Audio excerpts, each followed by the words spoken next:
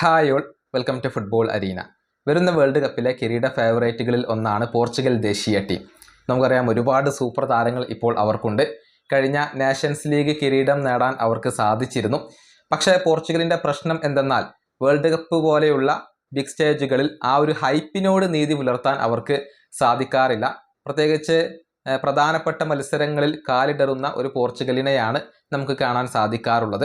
ഇതേക്കുറിച്ച് Brazilian ഇതിഹാസമായ Cafu ഇപ്പോൾ സംസാരിച്ചിട്ടുണ്ട്.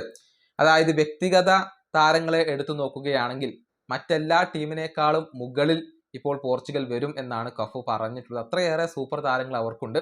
പക്ഷെ അവർക്കിടയിൽ ഒരു ഐക്യമില്ല എന്നാണ് കഫു ചൂണ്ടിക്കാണിച്ചിട്ടുള്ളത്. അതായത് എന്തിനു വേണ്ടി കളിക്കണം, അതല്ലെങ്കിൽ ആർക്ക് വേണ്ടി കളിക്കണം എന്ന കാര്യത്തിൽ ഇപ്പോൾ പോർച്ചുഗൽ ടീം അംഗങ്ങൾക്കിടയിൽ ഒരു ധാരണയില്ല എന്നാണ് കഫു നിരീക്ഷിച്ചിട്ടുള്ളത്. അദ്ദേഹത്തിന്റെ വാക്കുകൾ ഇങ്ങനെയാണ്: യൂറോപ്പിലെ ടോപ്പ് ക്ലബ്ബുകളിൽ കളിക്കുന്ന ഏറ്റവും മികച്ച താരങ്ങളാണ് ഇപ്പോൾ പോർച്ചുഗലിന് ഉള്ളത്. വ്യക്തിഗത താരങ്ങളുടെ കാര്യം എടുത്തു നോക്കുകയാണെങ്കിൽ എല്ലാ ടീമുകളെക്കാളും മികച്ച ടീം പോർച്ചുഗലിലാണ്. പക്ഷേ പോർച്ചുഗലിന്റെ ഏറ്റവും പ്രധാനപ്പെട്ട പ്രശ്നം എന്തെന്നാൽ അവിടെ ഒരു യൂണിറ്റി ഇല്ല, ഐക്യമില്ല. എന്തിനു വേണ്ടി കളിക്കണം എന്നുള്ളത് അവർക്കറിയില്ല. 2002 ഞങ്ങൾ വേൾഡ് കപ്പ് കളിച്ചപ്പോൾ ഞങ്ങൾ എല്ലാവരും പറഞ്ഞത് റൊണാൾഡോക്കും റിവാൾഡോക്കും വേണ്ടി വേൾഡ് കപ്പ് നേടാം എന്നാണ്. അത്തരത്തിലുള്ള ഒരു മോട്ടിവേഷൻ പോർച്ചുഗൽ ദേശീയ ടീമിനും വേണം. അങ്ങനെ സംഭവിച്ചു കഴിഞ്ഞാൽ പിന്നെ അവരെ തടയാൻ സാധിക്കില്ല. ഇതാണ് കഫു പറഞ്ഞിട്ടുള്ളത്. കാര്യം വളരെ വ്യക്തമാണ്.